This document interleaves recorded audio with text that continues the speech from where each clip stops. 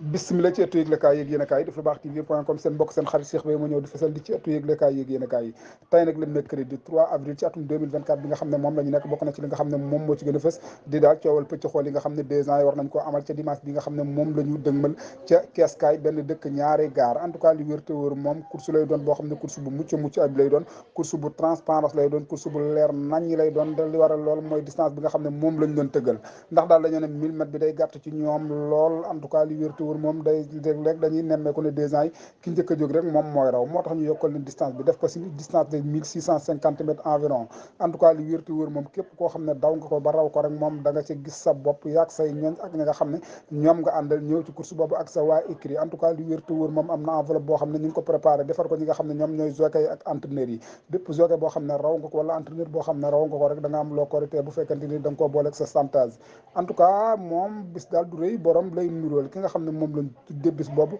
moom moo di ki médecin chef Gaynde Fatma di monsieur professeur Bao ak ki nga xam ne moom moo nekkoon fii ci réew mi doon médecin boo xam ne bu la bindalee ordonnance boo demee fii ba pare kenn du ko changé moom Baye Jili Mbaye mi nga xam ne moom moo nekkoon ci réew mi moom Baye Jili di daanaan dëgg moom Baye Jili moom waxoon na ne daal kii daal di professeur Bao daal mooy sama médecin tey du ma ko changé tey du ma ko changé ëllëg ndax daal garab bu moom ma sa bindal rek bu ma demee ci bitim réew garab googee lañ ma daan bindalaat kooku mooy ki nga xam ne moom moo ne fas yi nga xam ne ñoom ñoo di ay wajan nañu teel a dem aara teel a tegu bu ko defee ñu mën a wàccee ay mol yu mucc ayib moom moomu at mam koy wax dañoo ne woon xanaa dafa nag ndax fas nan lay nekk plein de 4 ans nga bëgg koo jël bàyyiloo ko course dem di ko tegu ji waaye ñu doon wax dafa nag dafa mel ne ñoom ñoo mujjoon nàgg ndax daal mujj gi moom moo jël fas yooyu nga xam ne moom la jëloon seen i ndey yóbbu leen teglu ji bi mu ñëwee ci réew mi moo ko doon jaay ci prix bu seer a seer moo fa njëkk a jaay fas 20 millions li waral loolu ci disponibilité dem ak xam-xamam ak yeewuteem ci la ko defee woon ba trouver loolu nga xam ne moom moo di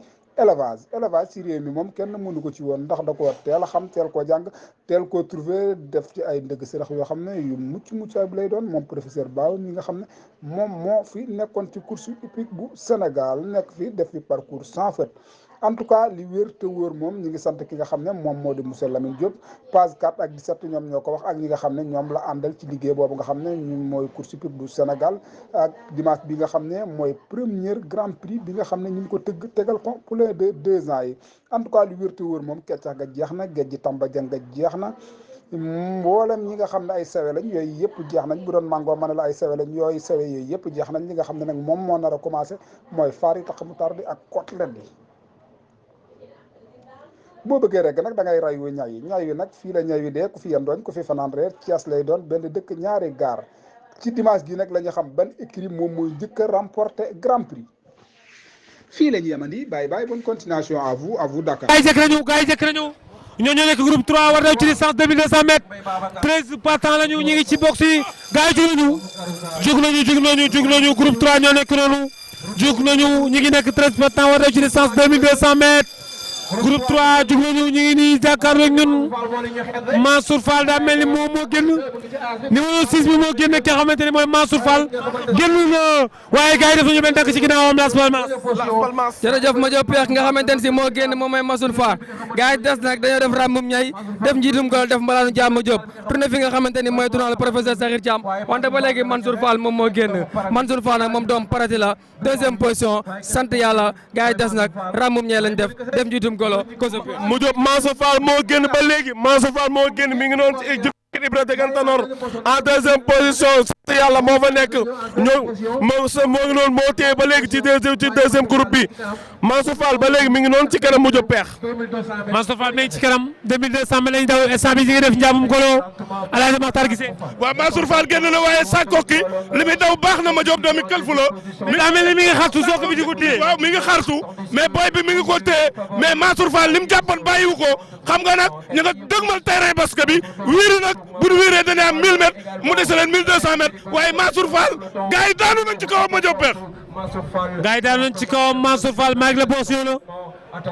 Malick la boos ñëw na Mansour Fall Disa moo ñëw 2e position Disa moo ñëw ñu ngi doon ci 200 mètres bu ñëwee dañuy dellu 2200 mètres la ñuy daw jërëjëf ko sa peex Disa ñëw na dal na si kaw Mansour Fall carrément ñaari fas yi dañoo ànd day naani café Touba 3e position ki nga xamante ni moo fa ne mooy Sakko ki 2 4e position Eliso ram mi tey teel naa sens dëgg ma jo peex wante 10 ans moo ànd ak nga xamante ni mooy mais dawal nañu Eliso dawal xel yu rëy ñëw na 3e position Eliso déclenché na ñëw 3e position waaye ba léegi Mansour Fall ak caram Mansour Fall dafa mel ni mu jàppoon bàyyi ko. Eliso tar na mu jóg Mansour Fall ba léegi moo nekk Mansour Fall génn na ci kanam 10 ans moo nekk en 2e position Eliso nag tar na mu jóg peex Eliso tar na le favori de groupe Eliso tar na mu jóg. waaye dawal nañu sant yàlla moo Ndiaye Gadiaga moo ko war wante ba léegi Mansour Fall moom moo génn sant yàlla nga ñëw moom mi di daw lu bari Elisio moom dafa sawire ku nekk loo xamante ne si lu garaaw la wante ba léegi Mansour Fall moo génn dawal nañu Mbaye Babacar dawal nañu sant yàlla tourné nañu fi nga xamante ni mooy tournoi Mbaye Diouf dawal nañu Damel Amari Ngone Sabel génn na moom doomu Sele de Minuit la John Quad sa joueur na zone danseur mu ngi noonu kabaar wuti fi nga xamante ne si mooy 200 mètres bi wante bu ñëwee dañuy téye wante ba léegi Damel Amari Ngone Sabel moo génn ma jóg peex.